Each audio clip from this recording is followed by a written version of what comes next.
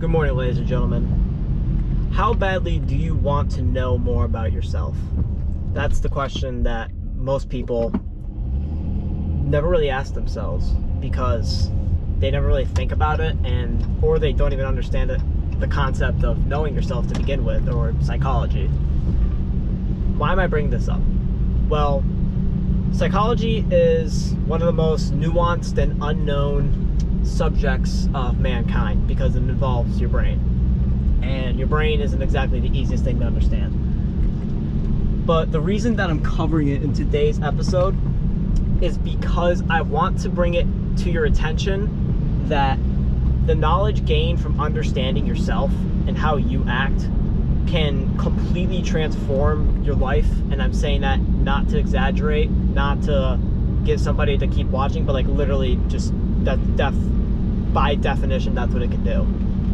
And I keep bringing this up because psychology is by far one of the most powerful tools we can all get a handle on. Sorry if the camera's tilted the other way. I can't do anything about it. It's too far for me to reach. But besides that, so psychology, what do we want to know about it, and what can we learn from it that'll benefit us through our own mental psyche and our own actions in day-to-day, right? Because you have to take something as nuanced, complicated, and misunderstood as psychology, and then proceed to implement it into your life through day-to-day actions, which isn't easy by any means. So the first step that I say to start understanding yourself, if you want just the practical steps, I'll list them to you real quick, is you have to write down or reflect in some way, shape, or form about how you're feeling every day. And then number 2, set a goal. So you're at point A, you want to be at point B. And then C, try to figure out what steps can take you from point A to point B, right? Maybe psychologically you've labeled yourself as weak, right? Like physical weakness. And so your goal is to become stronger. A step-by-step solution to that would be going to the gym. Now that's an easy example, right? What about one like, I want to get the relationship with my mother better, but she's a druggie, right? Like maybe she's been influenced by cocaine, for instance. How do you explain to your mother, hey, you shouldn't do cocaine, let's go seek treatment, right? Because now that is a tough subject for somebody who's actually, like, if you're actually in that situation, I sincerely apologize that God has, in a way, not blessed you in that circumstance, right? And I hope that your mother recovers and is better in any way, shape, or form. But that's besides the point, right? So if you want to go about bringing that step in, write about how you feel, okay, about that situation. Because you need to clarify, not only to her, but to yourself first, what exactly are you looking for, right? It's obvious on the surface level, right? Oh, I don't want her to do any drugs anymore. I want her to be a part of our family again. Right. We can all discern that pretty easily. But since you are in a unique situation, right? Because somebody could have, let's take 2 people in the same boat. Somebody could have been doing it for 5 years, another one could be doing it for 20. There's going to be a major difference between the two, right? And it's going to be a lot harder for the second woman, the second kid, to convince her his or her mom that you shouldn't be doing this because it's been a part of her life for so long. So the first thing you want to do is write something down in a way where it conveys the emotion, but it also specifies what you want to say, right? Because there are so many words out there that you can use to describe something, nobody knows them all. That's why there's dictionaries and no one reads them.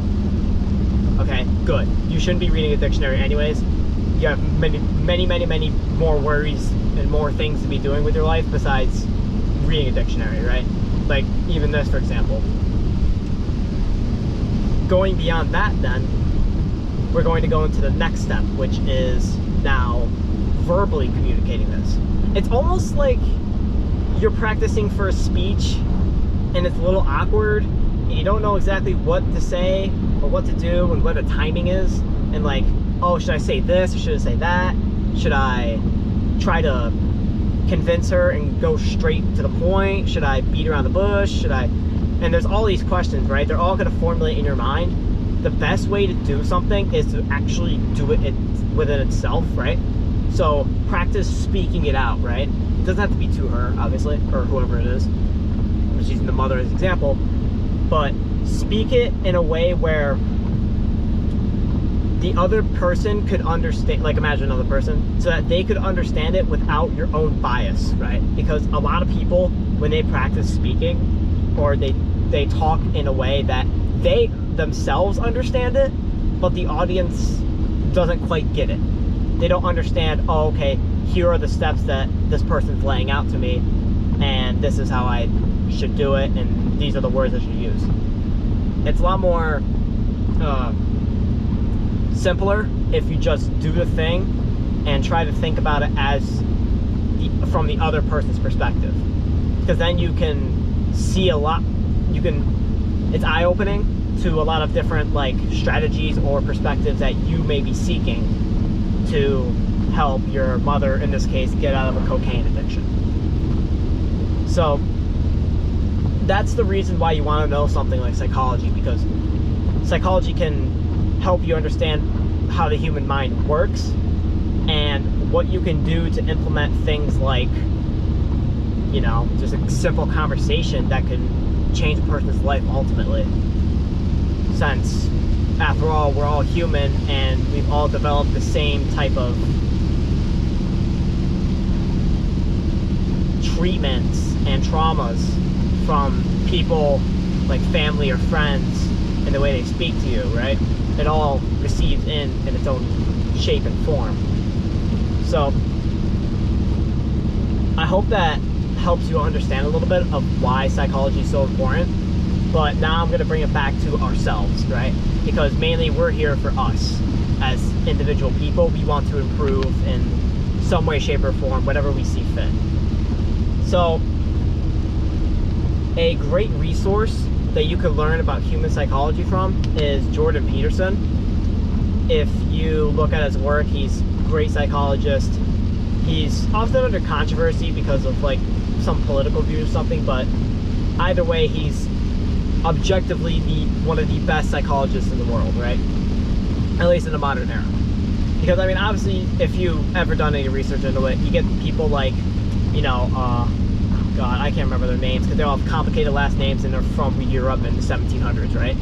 So whatever their names are, which are blanking at the moment, you get all those people and they like, oh, they formed this hypothesis and that hypothesis, and that's great for a general audience, but it doesn't address the specific issues which you are facing. It doesn't address, well, how do I go about getting my mother out of cocaine addiction, okay? It doesn't address vital problems which can be within yourself or within other people. It just kind of lays out like, oh, okay, here's a basic step to understanding these are the parts of the brain, this is kind of how it works. Like, it's a systemic process, which, don't get me wrong, I'm not discrediting them. I wouldn't discredit them. They're obviously great psychologists who have developed a very well known ways of communicating to other people and reasoning things out with yourself. And that's good. That's why I'm able to sit up here and talk to you guys today. It's because of those people from the past. And we should be grateful for them. And I hope that somebody out there can understand the crucial message that people are important, and you should learn how to understand a fellow being who may be in situations that you don't know.